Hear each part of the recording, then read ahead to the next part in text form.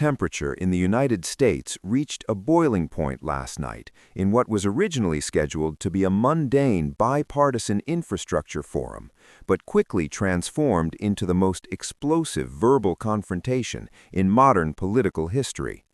Former President Barack Obama, in a surprise appearance, found himself face-to-face with the man who has made his dismantling of the Obama legacy a central tenet of his political career. What unfolded over the course of 90 minutes inside the National Building Museum in Washington, D.C., was less a debate and more a masterclass in rhetorical discipline meeting its match in unbridled, unfiltered aggression, leaving the hand-selected audience of policymakers and journalists audibly gasping and at times spontaneously applauding. The tension was palpable from the moment Obama walked into the grand atrium. President Donald Trump, already seated at the massive rectangular table, did not stand to greet his predecessor. He offered only a sidelong glance and a smirk to his aides. Obama, displaying the cool demeanor that defined his presidency, took his seat directly across the table, nodded toward the moderator, and waited for the proceedings to begin. The forum, intended to discuss bipartisan cooperation on rebuilding American bridges and broadband, never made it past the opening statements. It took less than 5 minutes for the first volley. Trump, abandoning his prepared remarks about concrete and steel, pivoted sharply to what he called the weaponization of justice against him. He claimed without evidence that the Biden administration and its Obama-era holdovers were persecuting him to prevent a return to the White House. Obama, who had been calmly sipping water, set his glass down and leaned into his microphone. "Mr. President, with all due respect, the only person doing any persecuting from this table is you, against the truth, against decency, and against the very idea that public service requires a modicum of shame." The room fell silent. It was the first time Obama had directly confronted Trump in person since the incendiary video posted on Trump's Truth Social account 3 weeks prior, which had depicted Obama and Michelle Obama as apes. The mention of shame was a direct line to Obama's recent interview with podcaster Brian Tyler Cohen, where he had broken his silence on the video, stating that the clown show on social media and television had led to a complete erosion of decorum. Last night, he brought that critique directly to the source. "You can hide behind your staff all you want," Obama continued, his voice steady but his eyes locked on Trump.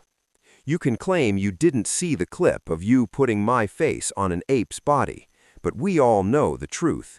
You cultivated an environment where cruelty is the currency. That's not leadership, that's a tantrum." Trump's face reddened. He interrupted the moderator, pointing a finger across the table. "He's a nasty guy, you know. He's a nasty guy. He spied on my campaign. They ran a conspiracy against me. And now he sits there with that phony smile talking about decorum?" Trump then pivoted to an attack on Obama's intelligence, reviving the debunked birther theories that launched his political career. "You weren't born in this country, Barack. You weren't. You don't have the same love for the coal miners or the farmers. You're elitist.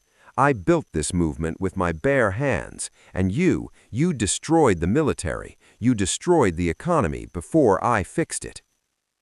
The audience stirred uncomfortably, but Obama did not take the bait on the personal attacks. Instead, he used them to illustrate his point about the degradation of public discourse. "This is what I'm talking about," Obama said, turning slightly to address the stunned audience rather than Trump. "When you run out of arguments, you attack the messenger's legitimacy. You call them nasty. You question their birthplace.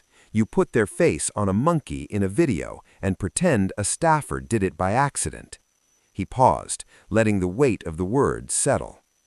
"There was a time when the office of the president demanded a certain level of behavior, not perfection, but a basic understanding that your words can incite violence or heal wounds.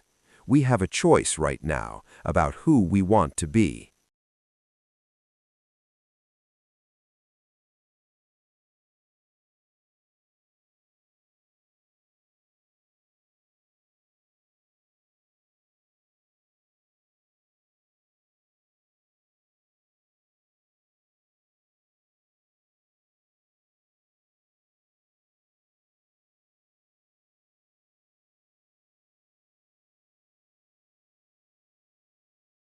The contrast in styles was stark, and for the audience, mesmerizing. Trump, visibly agitated, began riffing on his accomplishments, veering from the killing of Qasem Soleimani to the construction of border wall prototypes. His sentences were circular, his voice loud. Obama, by contrast, was surgical. When Trump claimed that Obama had left him a mess in 2017, the 44th president ticked off the economic indicators of January 2017: job growth, stock market highs, and a stabilized auto industry, from memory, without notes. "You inherited a recovery, Mr. President," Obama stated flatly. "You can rewrite history on your social media platform, but you cannot rewrite the data. The numbers don't care about your feelings." At one point, the discussion turned to immigration, a policy area where Trump has recently deployed federal agents in aggressive raids that Obama previously compared to tactics seen in authoritarian countries and dictatorships. When Trump defended the operations in Minnesota, which resulted in the fatal shootings of 2 U.S. citizens, Obama's composure finally cracked, revealing a flash of anger. "You sent armed agents into communities to terrorize people, and when citizens protested in sub-zero weather, you called them domestic terrorists," his voice rising for the first time. "That is not rogue behavior of a few bad actors. That is a policy of cruelty designed by you. And the majority of Americans, the people you claim to represent, find it deeply troubling." Trump shot back, "The people love me. I got more votes than anybody." Then he accused Obama of being soft on crime and allowing millions of illegal aliens to flood the country. The exchange grew so heated that the moderator, a seasoned PBS journalist, struggled to regain control. But the defining moment of the night came when Trump, seemingly running out of policy ammunition, resorted to a deeply personal jab regarding Michelle Obama. "You know, your wife, she's got a lot to say about everything, doesn't she? She mocked the country when she said she was unpatriotic. They were ashamed of America. You were both ashamed. I love this country. You apologize for it." The attack on Michelle, a figure of immense public admiration, backfired spectacularly. The audience, which had been bound by rules of silence, erupted in a wave of disapproving murmurs, and several people could be heard booing. Obama waited for the noise to subside, his jaw tight. When he spoke, his voice was low and measured, but it carried the weight of a final judgment. "Leave my wife out of your mouth."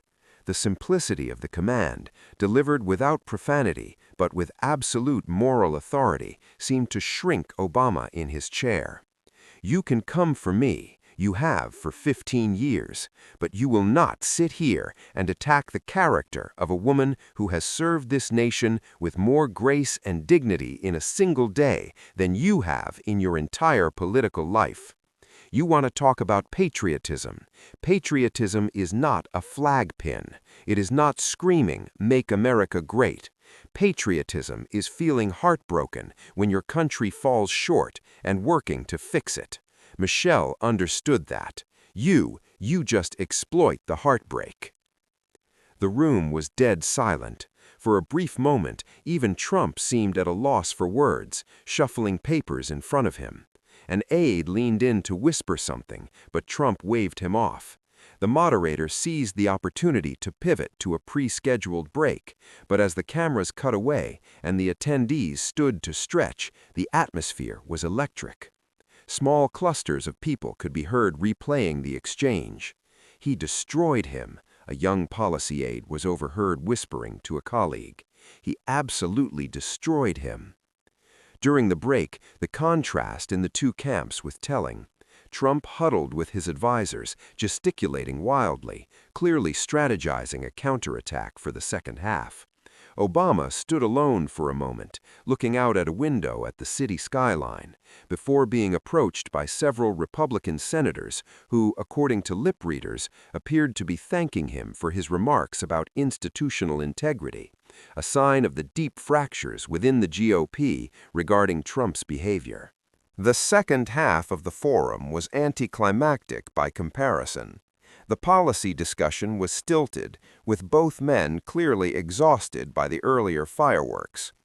Trump attempted to regain footing by bringing up a recent controversy regarding UFO files, accusing Obama of leaking classified info about aliens, a bizarre tangent that drew eye rolls from the audience. Obama dismissed it with a wave of his hand, quipping, "If I had aliens, I would have used them to distract from the 2016 election results. It would have been more effective." The line drew laughter from the crowd, a release of tension that signaled the night belonged to him. As the forum concluded and the two men exited without shaking hands, the media frenzy erupted instantly. Cable news pundits called it the most significant verbal sparring match in political history. Social media platforms were flooded with clips of Obama's "leave my wife out of your mouth" line, with many users comparing it to iconic debate moments of decades past. The fallout was immediate. By this morning, the White House press secretary issued a statement claiming Trump had won the debate on policy, a claim widely mocked for ignoring the visual evidence of the encounter. Meanwhile, Obama's interview comments from last month about the clown show and the loss of shame in politics were re-aired constantly, now viewed as prophetic warnings that culminated in last night's confrontation. Political analysts are already debating the impact. For Trump, the performance solidified his base, but may have alienated the suburban moderates he needs for a general election. For Obama, the night reinforced his role, not just as a former president, but as the conscience of a Democratic Party desperate for a leader who can articulate a vision beyond simply opposing Trump.